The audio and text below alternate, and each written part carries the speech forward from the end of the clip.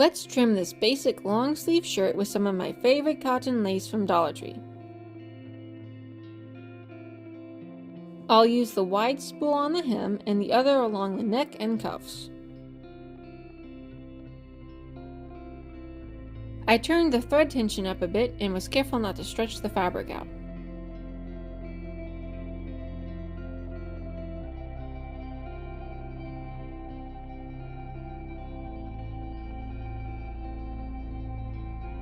This completes the first quick project.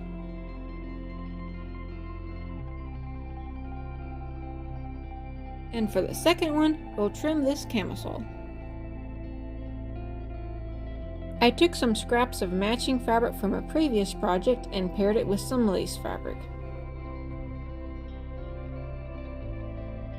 I ruffled the lace up and stitched a holding line in the stretchy fabric.